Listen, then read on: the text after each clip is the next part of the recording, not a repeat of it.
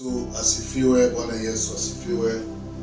Penzi mtazamaji wa channel yako pendwa ya Paul Mission, ni mwaka mwingine tena, ni mwaka wa menora, ni mwaka wa taa saba za Mungu kuwaka katika maisha yako. Tunaposema neno menora, tunaamanisha vile vinara saba vya taa.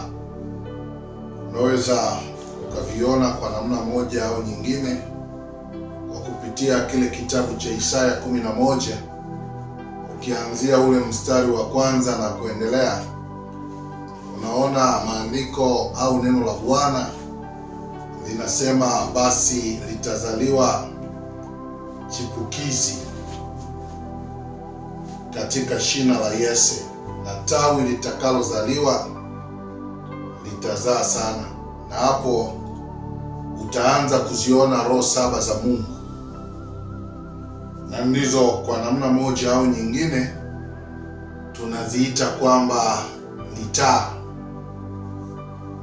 Ni taa kwa sababu zinapokwenda kwenye maisha ya mtu awaye yoyote, kwa namna moja au nyingine zinaenda kuangaza maisha yake.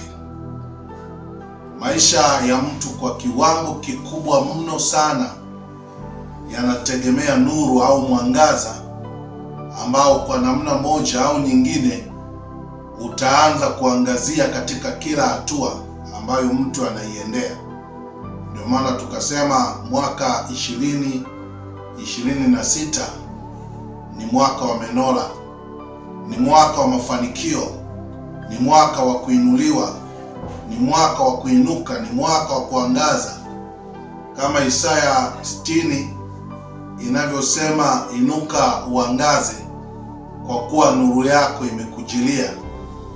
Ninaona nuru yako ikiangaza mwaka huu. Ninaamini kuna vitu vingi sana ulikuwa unavitamani ukutane navyo, vingine ulikuwa unapishana navyo kwa sababu ya giza. Kazi ya giza ni kuficha. Ndio maana nuru inapokuja kuangaza katika maisha ya mtu huyo hawezi kuwa mtu wa kawaida.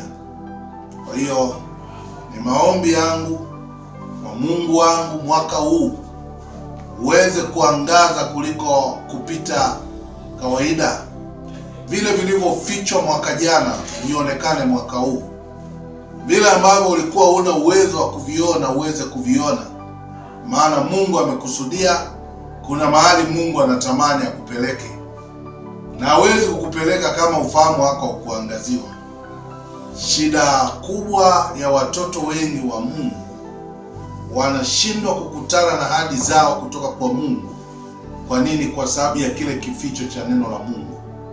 Ndio maana Mungu alipokuwa anasema na mimi, alipokuwa ametuma ujumbe wake kwangu mwaka huu kwamba ni mwaka wa kuangaza, ninaona roho ya hekima, ninaona roho ya maarifa, ninaona roho ya uchaji, ninaona roho ya kumcha Bwana, ninaona roho ya ufahamu, vikishirikiana kutenda kazi katika kukuongoza, katika kukufanikisha, katika kukuingiza katika kila eneo ambalo ulikuwa umezuiliwa.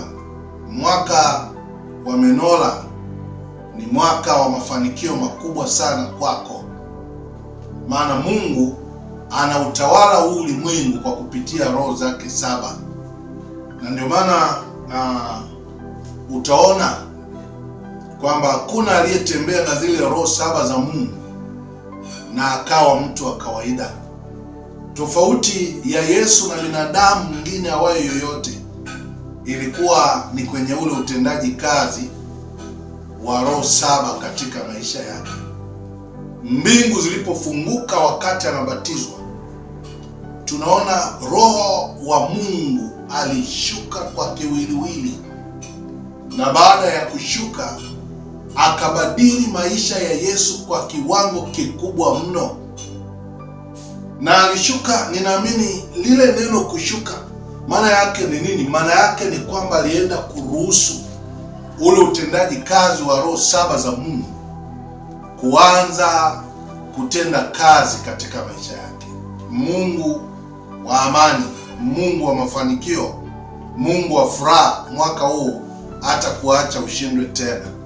Pamoja na kwamba wapo watu ambao wanaona mwaka huu ni mwaka wa shida, ni mwaka wa taabu, haitakuwa kwako kama vinara 7 vya Mungu vitaanza kutenda kazi kwenye maisha yako. Ubarikiwe sana mwana wa Mungu, uwe na siku njema katika jina la Yesu Kristo wa Nazareti. Amen.